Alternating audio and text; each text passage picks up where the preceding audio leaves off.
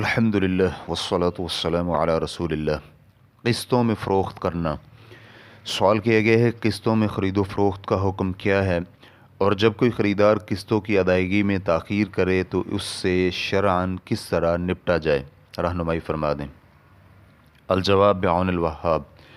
اول، ادھار میں موجودہ قیمت سے زیادہ لینا جائز ہے، اور اسی طرح نقدوں اور ایک معلوم مدت تک کی قسطوں میں خریداری کی قیمت بتانا بھی جائز ہے، اور بیع اس وقت تک صحیح نہیں ہوگی جب تک خریدار اور فروخت کرنے والا دونوں نقد یا ادھار پر اتفاق نہ کر لیں۔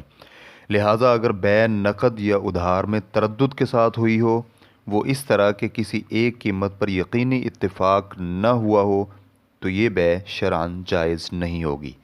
دوم، معاہدے کے اندر ادھار کی بیع میں موجود قیمت سے علیحدہ قسطوں پر فوائد شامل کرنا شرعاً جائز نہیں۔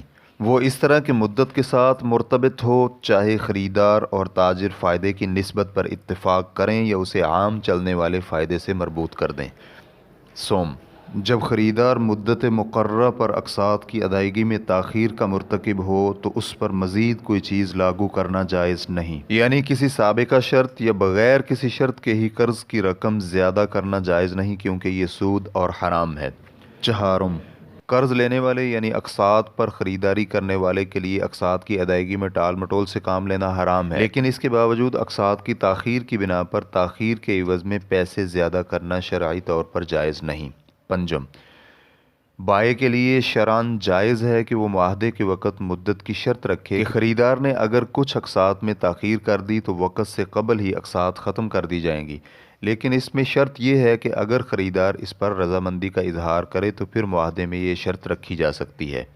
ششم، بائع کو کوئی حق نہیں کہ وہ فروخت کردہ چیز کی ملکیت اپنے پاس رکھے، لیکن یہ جائز ہے کہ وہ خریدار کے ساتھ یہ شرط رکھے کہ بطور ضمانت فروخت کردہ چیز اس کے پاس رہن رکھے تاکہ مقرر کردہ اقساط پوری ہو سکیں۔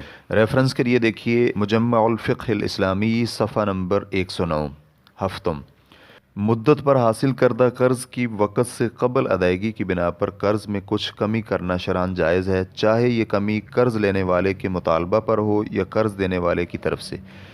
جب کسی سابقہ اتفاق کی بنا پر ایسا نہ ہو تو یہ حرام کردہ سود میں شامل نہیں ہوگا، اور جب تک قرض خواہ اور مقروض دونوں کے مابین ہی یہ معاملہ اور تعلق رہے، لیکن جب اس میں کوئی تیسرا فریق شامل ہو گیا تو پھر جائز نہیں، کیونکہ اس وقت تجارتی اوراق کی کمی کے حکم میں آ جائے گا۔ ہشتم، جب اقساط ادا کرنے والا تنگ دست نہ ہو اور مستحق اقساط میں سے کوئی قسط ادا نہ کر سکنے کی حالت میں خریدار اور تاجر کا مکمل اقساط ختم کرنے پر اتفاق کرنا جائز ہے۔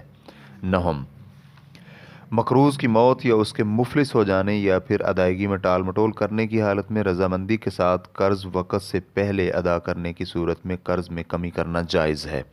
دہم، تنگ دستی کا ضابطہ جس کی بنا پر اسے ڈھیل اور مہلت دینا واجب اور ضروری ہے، وہ یہ ہے کہ مقروض کے پاس اس کی ضروریات سے زیادہ مال نہ ہو جو اس کے قرض کی ادائیگی کر سکے، یا پھر کوئی ایسی بعینی ہی چیز نہ پائی جائے جو اس کی ادائیگی کر سکتی ہو۔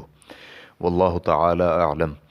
اسلام کیو اے ریکارڈنگز مؤسسۃ الشیخ محمد صالح المنجد، المملکۃ العربیۃ السعودیہ، فتویٰ نمبر 1847۔ والسلام علیکم ورحمۃ اللہ وبرکاتہ۔